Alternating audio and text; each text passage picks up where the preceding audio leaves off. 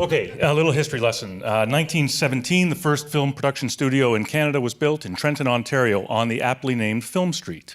1,500 silent films were made between then and 1934, when technological disruption came in, the talkies. And the Ontario government, which owned the studio, decided not to make further investments in the film industry, and they tore the studio down. I'm relieved, because I was born in a bungalow on Film Street, number 91.5 Film Street in Trenton, Ontario in 1965. That's a cute baby there.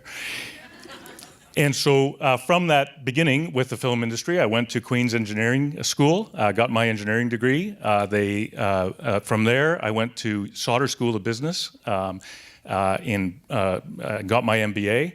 And then after a bit of a twisted path, I ended up in the television animation industry at Studio B Productions for 10 years and Atomic Cartoons for 10 years. I just retired from Atomic Cartoons 2 months ago. Thanks, Mom. So the industry overall, how big is it? Speakers before, we all agree, we're not lying. There are 60,000 people working directly in the industry, 4,000 of them in animation, 4,000 of them in VFX. Let's talk about those 60,000 direct employees and compare it to another industry that will hopefully resonate with many of you, the beer industry. So the brewery at the south end of the Burrard Street Bridge is a 3-hectare site with 260 people. Let's take those 60,000 people and build them a building, shall we? If we take those 60,000 people and apply them to the same job density as that brewery, what we've got is under one roof a studio that is the size of the green box there. It goes all the way from the Chapter store at Granville and Broadway out to King Edward and all the way to Fraser Avenue. That would be the size of the building. It would cover every square inch of that territory. 60,000 direct jobs in the industry. It would dominate the city. Okay, on the left-hand side, I'm going to talk about animation now. So on the left-hand side of the page, these are brands that you recognize because you're old. On the right side of the page, these are brands that your children and maybe even your grandchildren recognize because those are the shows that are made here in Vancouver, the animated TV series that are made here in Vancouver, along with hundreds of episodes of animation by these brands that, unless you work in the industry, you've never heard of. These are effectively the lion's share of the animation studios in Vancouver and in some other parts of BC, notably Kelowna and on Vancouver Island. So now I want to take you, I think, inside an animation studio, but I want to talk about the product. The product travels like crazy. Atomic Betty on the left-hand side was made by my company, Atomic Cartoons, in the early 2000s. It's distributed in 180 countries around the world. 180. The United Nations has 190 countries. If you took a look at the studio space in 1999, when I started in the industry, there's been a technological transformation. At Studio B in 1999, 60 people, 4 computers, accounting had 2 of them.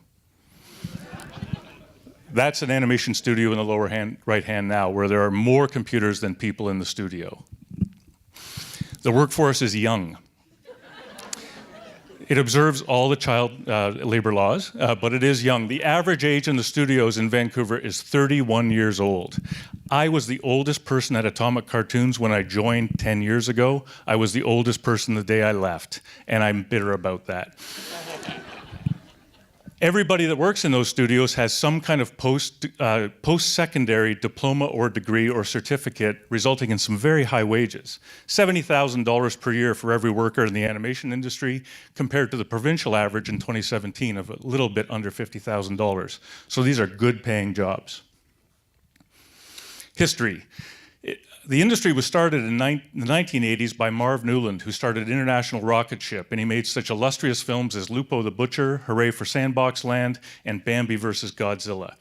These were art house films, and he was the only game in town. From those very auspicious beginnings, you can trace the family tree of animation studios in town.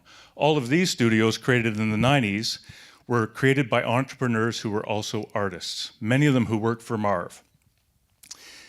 All of these had aspirations to make television series for the TV market in the United States. Now, we have a very different ecosystem, if you will, that's dominated by bigger players, and many of them are international. Sony Imageworks, Animal Logic, an Australian company, Bardell's been bought by an Italian company, and there are still Canadian players in the space, but the studios are much, much bigger now. And I would say better financed. The ecosystem is very supportive, as Peter has indicated earlier.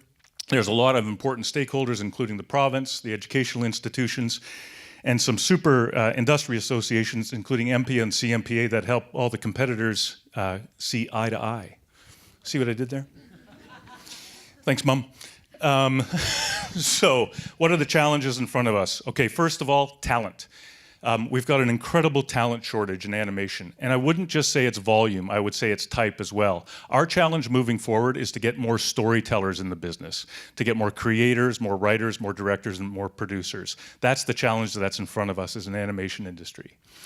The second big challenge facing entrepreneurs and studio owners is technology. I think the reason we've got bigger players in the industry now is because of the significant technological investment required. It's changed the face of distribution, production, and everything else that the industry touches.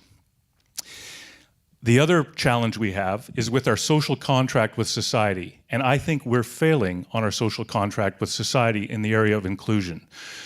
I think we do better than many industries around, but we fall short in gender representation, we fall short in Aboriginal representation, and we fall short in representation from those with disabilities. We can do better, and we're uniquely positioned to do better, and I'm optimistic that that will change in the future. The last thing I'll say is that the other challenge facing us is keeping all our stakeholders in the boat with us. Government, the entrepreneurs, the industry associations, the educational institutions, the customers, and the talent all need to stay in the stable boat together. You don't have to go back very far, 100 years, to see what happens when one major player pulls out of the industry and an entire industry collapses in Trenton, Ontario, 100 years ago. Thank you.